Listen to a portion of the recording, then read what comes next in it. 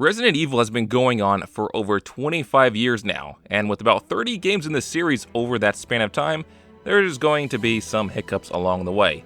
Whether it be scrapping a build of a game altogether, or a project never making it past the first pitch. Resident Evil has had plenty of projects that never came to be and never will.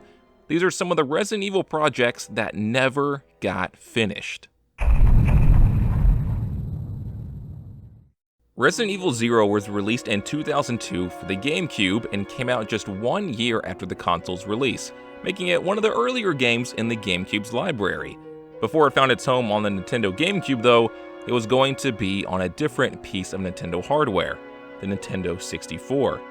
The playable demo for this game was first shown at TGS 2000, where the game was said to be about 20% complete and going to be released by the end of that year. It shows a completely different look for Resident Evil 0, one that's much more reminiscent of the earlier titles in the series on the PS1. As development continued on this project, the team at Capcom found the cartridge limitations of 64 megabytes on the Nintendo 64 was causing a lot of problems, and a lot of cuts were going to have to be made in order to make the game work on Nintendo's hardware. This was going to take more time, more money, and the end result was going to be a watered-down version from what they had originally planned.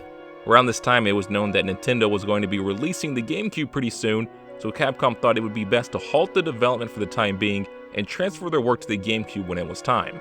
Well, that time came, and unfortunately the work they had done was not compatible with the GameCube, so that left Capcom with two choices: continue working on the butchered Nintendo 64 version, or start completely from scratch on a GameCube version. Capcom chose the latter, and the original Nintendo 64 version of Resident Evil 0 was never released.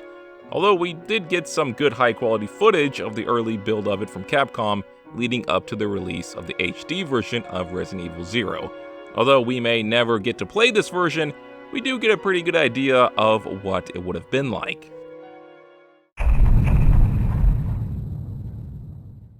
After completing Resident Evil 2, you unlock a neat little mini-game called The Fourth Survivor. This is where you play as USS Agent Hunk and have to fight your way from the sewers beneath RPD up to the top with a pre-configured loadout and lots of enemies in your way. I always thought this addition, while fun, seemed a little strange. While we know and love Hunk today as this mysterious agent that shows up, leaves death in his wake, and then leaves, at the time of Resident Evil 2, he was completely unknown. He just randomly shows up in a minigame after the story is complete, and ends up playing a very integral role in the outbreak of Raccoon City. It seems so strange to add such an important character to a post-game minigame. Well, turns out there was a reason behind all this. Resident Evil 3 Nemesis wasn't originally supposed to be Resident Evil 3. Capcom had other plans for the third entry. In 1998, Capcom went all out on the Resident Evil gravy train and began working on 3 Resident Evil side projects, those being Resident Evil 0, Code Veronica, and Resident Evil 1.9 plus 2.1, which would later become Resident Evil 3 Nemesis. Another title for Resident Evil 1.9 plus 2.1 was Resident Evil Gaiden, which literally just means side story. It has no relation with the Game Boy Color game of the same name. It was just a coincidence. And going forward, I'm just going to call it Resident Evil Gaiden because I'm not doing this Kingdom Hearts 1.9 plus 2.1 equals MC squared nonsense. Anyway. These were all side projects while Kamiya worked on the true Resident Evil 3, a game that we never got to see. At the time, each new entry in the series had a new protagonist, and Capcom was going to continue this trend, and Hunk was set to be the main character of Resident Evil 3, and the game was going to take place on a cruise ship. This version of Resident Evil 3 met a similar fate to the Nintendo 64 version of Resident Evil 0 though. This game was being made for the PS1 in 1998, and around this time, Sony was going to be releasing the PS2 soon. Worried that releasing a game on older generation hardware would lead to a major loss in sales, Capcom decided to wait until the PS2 released and continue to work there on Resident Evil 3. Much like Resident Evil 0, they were not able to transfer their work over to Sony's new console and had to start again from scratch. No one was really attached to the original idea of Hunk's story though in the first place, especially Kamiya, who was serving as director on this game. In fact, during this time, he was growing really tired of being director on Resident Evil games in general after the release of Resident Evil 2. So instead of rebuilding the same version of Resident Evil 3 that they had on the PS1, they decided to start with a new idea altogether, scrapping the idea of Hunk's own game forever. Yoshiki Okamoto, one of the higher-ups at Capcom, began to worry because with Resident Evil 3 now being delayed so it can be worked on for the PS2, and 2 other Resident Evil projects, those being Resident Evil 0 and Code Veronica, both being exclusive for Nintendo and Sega's consoles, there was this fear that the large gap between Resident Evil 2 and 3 would cause them to lose their PlayStation consumer base. This entire waiting period would have just been from 1998 to 2002, which is nothing nowadays, but I guess back in the 90s they thought 4 years without a brand new exclusive game would have been disastrous. Go figure. Sometimes I forget how ridiculous the whole console wars thing was back in the 90s and early 2000s. This was when Shinji Mikami, who was working on Resident Evil Gaiden at the time, was approached with the idea of releasing his small side project as the third entry in the series, and rebranding Kamiya's version of Resident Evil 3 to Resident Evil 4. This plan was set in motion and caused a lot of issues with Mikami at Capcom because his original version of the game was much more experimental and was vastly different from the Resident Evil 3 Nemesis that we know today. Once the higher-ups at Capcom got involved with its development after it was rebranded as the third entry in the series, a lot of executive changes were made against Mikami's will to make the game more like Resident Evil 2 so as to not disappoint the fans. Mikami was not too happy about this and even quit his job at Capcom, but ended up coming back in the end. What was his original version of Resident Evil 3 Nemesis supposed to be like? We may never know.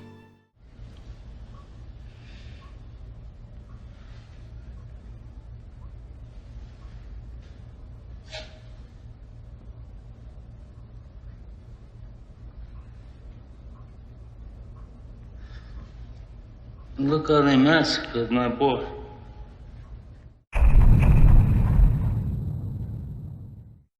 Okay, this one you probably already know about, but I still think it's way too interesting to not talk about it.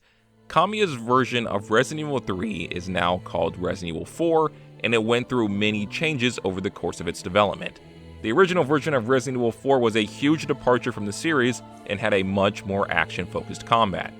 Mikami, who was now a producer for this project after finishing up Resident Evil 3 Nemesis, felt the game had strayed way too far from what Resident Evil was supposed to be about, but didn't want to scrap the work they had done since they felt it was a good premise. So after negotiating with Kamiya, they decided to make it its own standalone game, not tied to Resident Evil. They made some alterations and released the game as Devil May Cry, one of my other all-time favorite game series. Maybe I'll do some videos on that one of these days. You could say that this project did see the light of day since it did end up getting released, but it was not released as a Resident Evil game and lots of things were changed to compensate that. The original game had much more emphasis on gun combat, and melee combat wasn't added until after the name change, and the story underwent a complete overhaul as you'd expect. Malay Island was supposed to be an Umbrella facility, which you can definitely tell. If you've played Devil May Cry 1, you can just tell this game oozes Resident Evil vibes, and to this day I still think Devil May Cry 1 had some of the best atmosphere in the entire series. Dante and Virgil were originally not sons of Sparta, but sons of Oswald Spencer. They were also injected with the progenitor virus, giving them superhuman strength. Oh yeah, and their names weren't Dante and Virgil. It was Tony Redgrave and Paul Redgrave. Redgrave being a reference to Redfield. So, if you're also a DMC fan like myself, and have always wondered why Dante's alias in the game was always Tony Redgrave, well, now you know. After this game released, development on Resident Evil 4 started once again completely from scratch, except this time with Mikami at the helm instead of Kamiya, which eventually became the Resident Evil 4 we all know today. In the earlier days of Resident Evil, Capcom was very interested in the idea of making a portable version of their franchise. The first portable game was a butchered port of Resident Evil 2 on Tiger Electronics' Gamecom. Seriously, how did this thing get greenlit? After this, Capcom contracted HotGen Studios to make the original Resident Evil 1 for the Game Boy Color and release it in 1999. As you would expect, the game suffered from constant delays due to development issues, and then the game was outright cancelled in 2000. Capcom would then contract M4 Studios with a similar task of making a portable Resident Evil game, and this gave birth to Resident Evil Gaiden for the Game Boy Color. The actual Resident Evil Gaiden, not Shinji Mikami's Resident Evil 1.9 plus 2. You get the idea. HotGen's version of Resident Evil 1 was a super ambitious project, and they tried to make the game as close to the original PS1 release as possible. That's a pretty tall order when you consider that a PS1 disc can hold up to 660 megabytes of memory, and a Game Boy Color cartridge can only hold 4. It was even going to have a suspend save feature that would allow you to turn off the Game Boy and pick it back up where you left off. Pretty ahead of its time, honestly, especially for a time when just being able to save your game was a luxury. The game was about 90% complete when Capcom decided to pull the plug on the project. They said that they were not confident that the product would have made both consumers and Capcom happy. Since then, the ROM of this game can be found online, and honestly, it kind of blows my mind how impressive this is. I mean, they actually did it. They were able to get Resident Evil 1 ported to the Game Boy Color, and it actually looks pretty good. It's a shame this never got its full release, especially when it was so close to completion. It could have been a pretty revolutionary title for the handheld. In 2002, Raylight Studios would then approach Capcom with the intent of taking a crack at their own Resident Evil title for the Game Boy Advance. Instead of making a faithful port like HotGen did, they wanted to make an adaptation of Resident Evil 1 that would have been better suited for a portable handheld. They wanted to show Capcom what the game could potentially look like by making a GBA tech demo of Resident Evil 2 with their Blue Roses engine. And holy crap, it looks amazing! Graphically, this may be the best looking GBA game ever. I know it's just a tech demo, but geez, it looks amazing for the time.